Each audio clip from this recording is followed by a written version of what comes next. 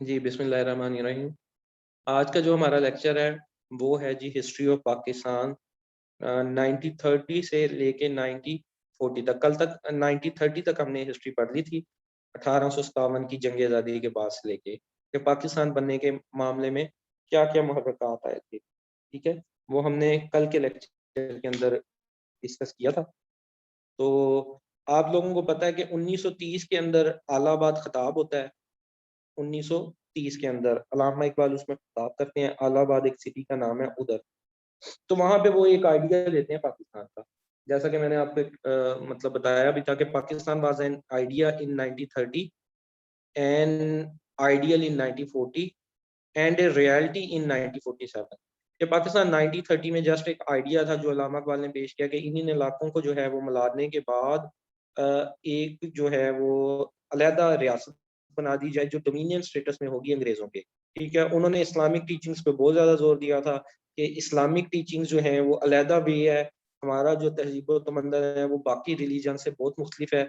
ऐसा नहीं हो सकता कि हम इकट्ठे रह के, एक जगह रह के, क्योंकि इस्लाम में वहदानियत का है, क्योंकि कोई भी कानून बनेगा तो इस्लाम तो कहता है वो इस्लाम के अंडर होगा, ठीक है? अल्लाह ताला की जो है वो सॉवरेनिटी होगी, बाकी जितने हुक्मरान हैं वो जो है अल्लाह ताला के मुताबिक होंगे। वो हुक्मरान नहीं होंगे, वो सॉवरेन नहीं होंगे। लेकिन जैसे डेमोक्रेसी वगैरह के रूल हैं, उसके अंदर सॉवरेनिटी जो है वो प्राइम मिनिस्टर को या प्रेसिडेंट को दे दी जाती है। तो वो कहते थे कि इस तरह ये मुमकिन नहीं है हम लोगों का रहना। अच्छा, अब ये हुआ अल्लामा इकबाल का खिताब हो गया 1930 में। अब हम 1930 से 1940 के दरमियान में देखते हैं कि क्या डेवलपमेंट्स आई। अब आप लोगों को मैंने बताया था पहले भी कि अंग्रेज़ों ने 3 तरह की रिफ़ॉर्म्स पेश की थी, ठीक है? एक पेश की थी 1909 में, जिसको कहते हैं मिंटो मार्ले रिफ़ॉर्म्स। फिर 10 साल बाद 1919 में, जिसको कहते हैं मोंटेग्यू चेम्सफोर्ड रिफ़ॉर्म्स। फिर उसके 10 साल बाद 1929 में आनी थी, लेकिन कुछ कंडीशंस ऐसी बनी हुई थी, मुल्क की दे दी गई, जिसको कहते हैं साइमन कमीशन। लेकिन इन 3 रिफॉर्म्स को नहीं माना गया। उसके बाद अंग्रेज़ों ने कहा कि तुम अपना कानून फिर कोई खुद बना लो। तो उसके नतीजे में फिर मैंने आपको बताया था कि नेहरू ने नेहरू रिपोर्ट पेश की थी 1928 में। नेहरू रिपोर्ट के अंदर उसने मुसलमानों की डिमांड्स को नहीं माना। मुसलमानों की 2 डिमांड्स थी, मेजर डिमांड। एक थी कि हमें सेपरेट इलेक्टोरेट दे दो और दूसरा हमें हमारी जो नुमाइंदगी है वो 1/3 कर दो, 33% दे दो। लेकिन नेहरू रिपोर्ट में इस चीज़ को रिजेक्ट कर दिया गया। फिर नेहरू के जवाब में कायदे-आज़म ने 1929 में अपने 14 पॉइंट्स दिए, उसको भी नहीं माना गया। अब जब नहीं माना गया तो ये सारी बातें चलती चलाते पहुँच गई जी ब्रिटिश किंग के पास। जॉर्ज 5 था उस वक़्त ब्रिटिश किंग। ब्रिटिश किंग ने कहा कि इन्होंने नहीं मानना, इनको बुला लो लंदन में। यहाँ बैठ के इनको मुज़ाकरात करते हैं। कुछ तुम जो है वो नुमाइंदे ले आओ मुस्लिम लीग के और कुछ नुमाइंदे तुम ले आओ कांग्रेस के हम इनको बिठा के मामलात को तय करने की कोशिश करते हैं। तो वो 1930 से 1932 के दरमियान 3 दफ़ा कॉन्फ्रेंस हुई। उन कॉन्फ्रेंसेस को राउंड टेबल कॉन्फ्रेंसेस कहते हैं। उन तीनों को हम बारी-बारी देख लेते हैं। पहली राउंड टेबल कॉन्फ्रेंस जो है 1930 में हुई, लेकिन जब वो राउंड टेबल कॉन्फ्रेंस होनी थी तो गांधी ने सिविल डिसोबीडियंस मूवमेंट स्टार्ट कर दी थी। इसकी वजह से उसको अरेस्ट कर लिया गया। अच्छा, गांधी बहुत दफा अरेस्ट हुआ है भाई, इसने भी बड़ी जेल देखी और कायदे-आज़म एक दफा भी अरेस्ट नहीं हुए, क्योंकि कॉन्स्टिट्यूशनल आदमी थे कायदे-आज़म।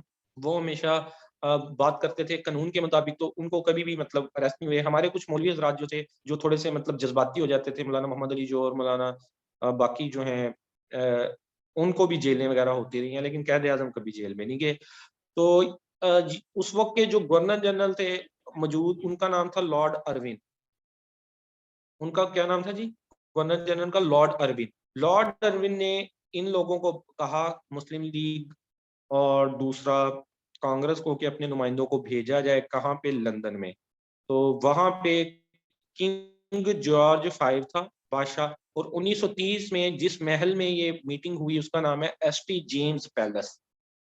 एसटी जेम्स पैलेस लंदन में ये मीटिंग होती है और इसमें गांधी नहीं शरीक होता। तो ये कोई खातर खान नताइज नहीं निकलते इस मीटिंग के। यहाँ पे भी जो है ना, बस बातें-शातें होती रहती हैं, कोई नतीजा नहीं निकलता। अच्छा, उसके बाद 1931 में गांधी अरविंद पैक्ट होता है। ये जी जो नजर आ रहा है बंदा, ये गांधी है और ये लॉर्ड अरविंद है। लॉर्ड अरविंद जो था उसको गवर्नर जनरल था। गांधी क्योंकि जेल में था, पहली कॉन्फ्रेंस में ये नहीं आया, तो अब चूंकि लीडर तो था, मुजाहरे होने थे, तो इन दोनों के दरमियान एक मुआहिदा होता है जिसको कहते हैं गांधी अरविंद पैक्ट 1931। ठीक है। और गांधी को कहा जाता है कि अगली जो राउंड टेबल कॉन्फ्रेंस हो उसके अंदर आपने आना है, और इसके नतीजे में गांधी को जेल से छोड़ दिया जाता है। और जो मुआहिदा एक इनके दरमियान पैक्ट तय होता है उसको गांधी अरविंद पैक्ट 1931 कहते हैं। उसके बाद ये टाइम आ जाता है सेकंड कॉन्फ्रेंस का राउंड टेबल।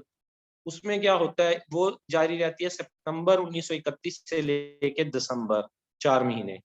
इसमें बात की जाती है सेपरेट इलेक्टोरेट के मुसलमानों और अनटचेबल्स को। अच्छा, जो शूदर होते हैं, सिर्फ मुसलमानों का नहीं, मुसलमान भी वहाँ पे माइनॉरिटी की शक्ल में थे, लेकिन थे तादाद में ज्यादा, 20% थे, 80% हिंदू थे।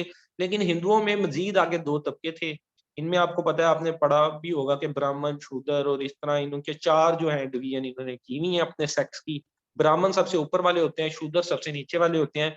तो इनका ये ख्याल है शूदर जो है वो सिर्फ खिदमत करने के लिए पैदा हुए हैं ब्राह्मण्स की। इंडिया वालों का ये कंसेप्ट है।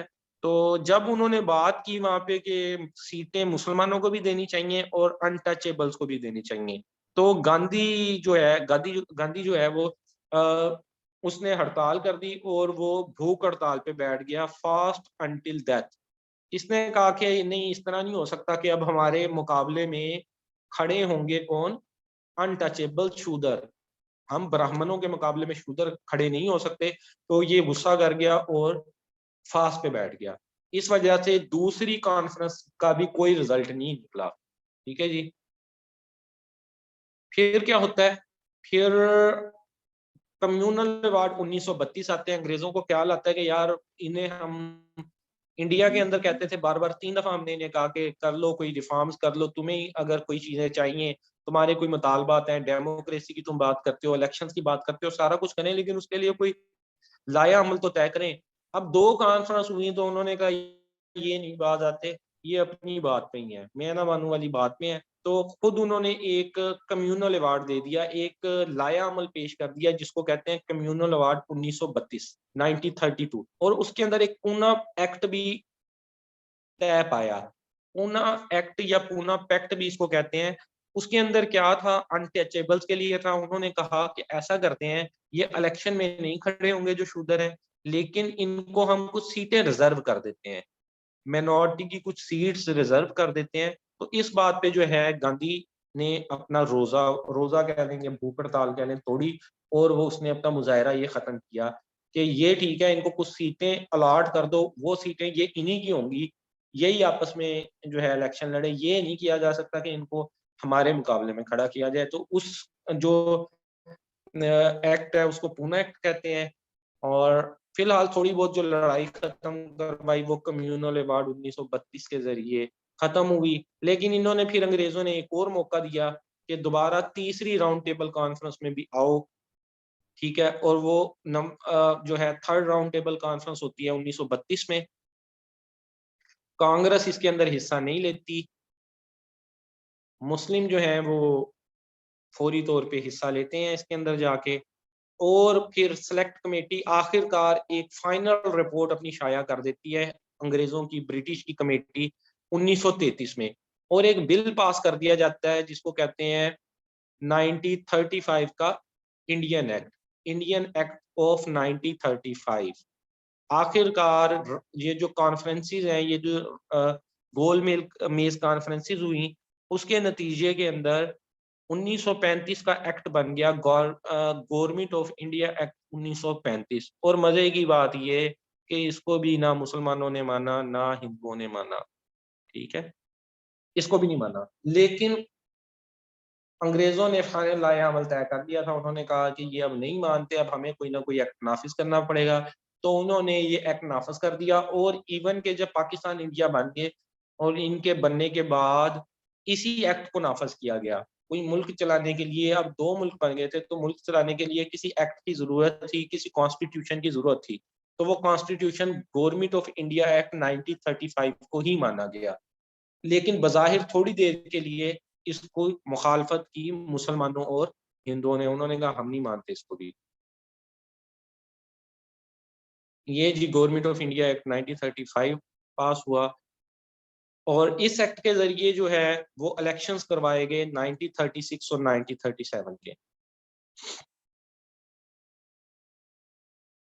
1936 और 1937 के इलेक्शन कराए गए। अब इन्होंने एक एक्ट बना दिया, एक कॉन्स्टिट्यूशन बना दिया, और उसके अंदर इन्होंने कहा कि हम देखते हैं कि मुल्क में डेमोक्रेसी की बात करते हैं, हम सीटें देते हैं मुसलमानों को भी, रिजर्व सीटें, जो ये सेपरेट इलेक्टोरेट की बात करते हैं, मुसलमान बात करते थे सेपरेट इलेक्टोरेट की, वो बात मंजूर कर ली गई।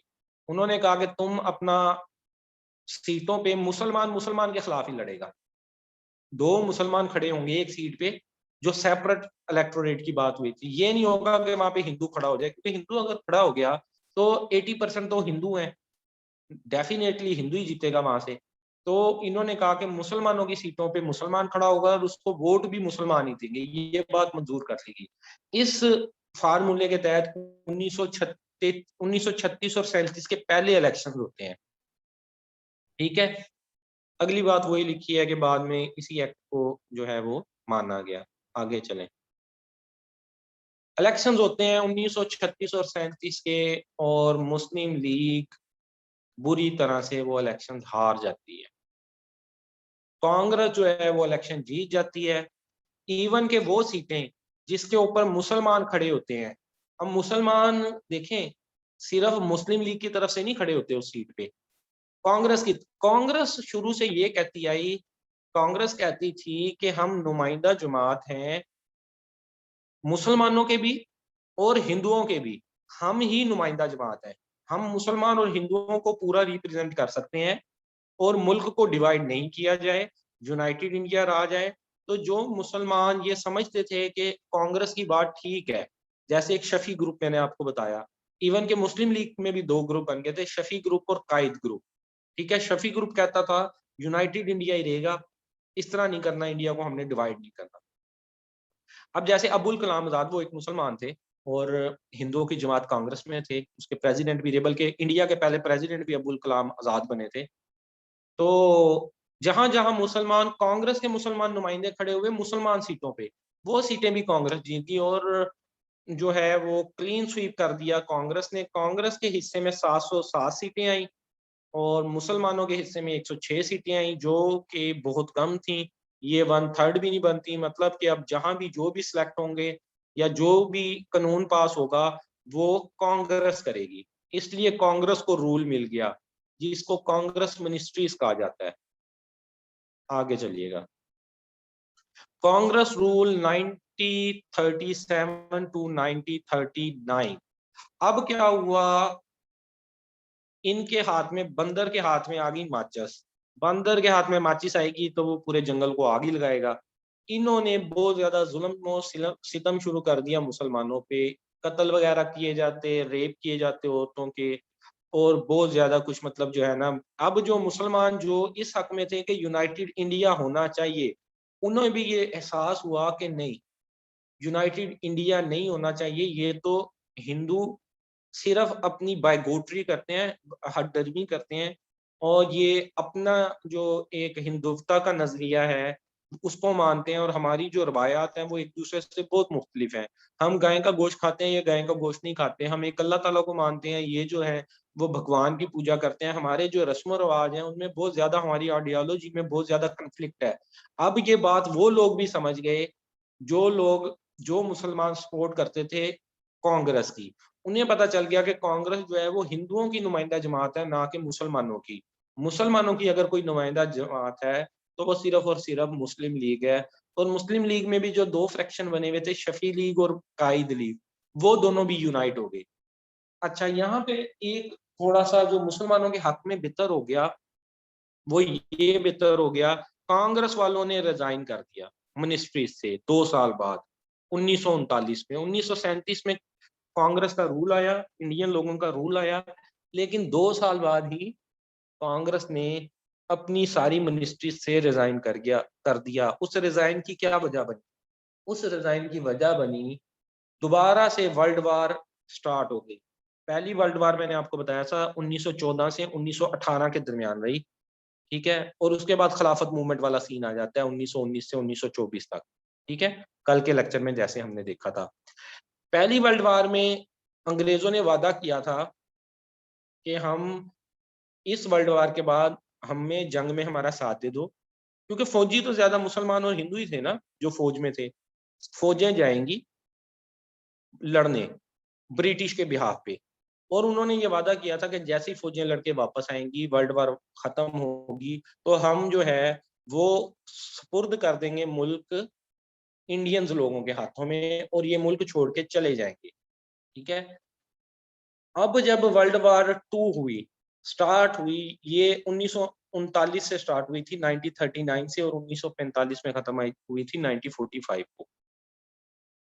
1939 में अंग्रेजों ने ऐलान कर दिया कि इंडियन सोल्जर्स हमारे साथ जाएंगे, और इंडिया, ये जो इंडो पाक पूरा एक स्टेट है, ये उस जंग में साथ होगी किसके?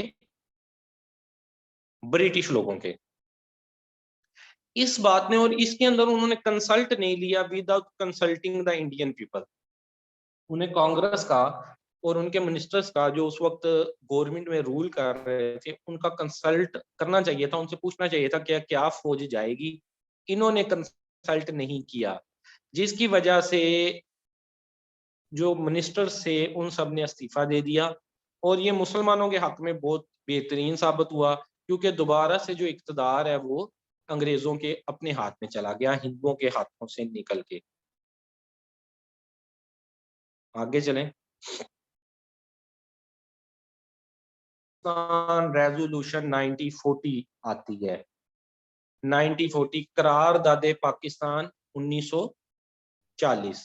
वो हम अगली स्लाइड के अंदर मैं आपको बताता हूँ, रुकें। मुझे होस्ट बनाइएगा अपना, अमन।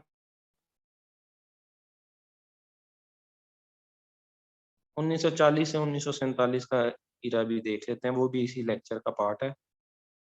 तो मुझे होस्ट कर दें ताकि मैं फाइल।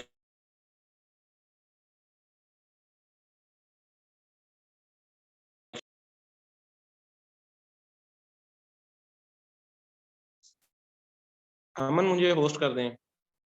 अमन सो तो नहीं गया? नहीं सर, मैं सोया नहीं हूँ ना, मैंने आपको होस्ट बना दिया है। अच्छा अच्छा, चलें ठीक हो गया। नहीं, मैं वैसे शुगल में गया, मुझे पता है आपने नहीं सोना। आप तो रात को भी नहीं सोते, आपके तो घर वाले भी इस चीज़ से तंग है। अच्छा चलें, अब मैं दोबारा आपको होस्ट करता हूँ। रुकें, इधर है।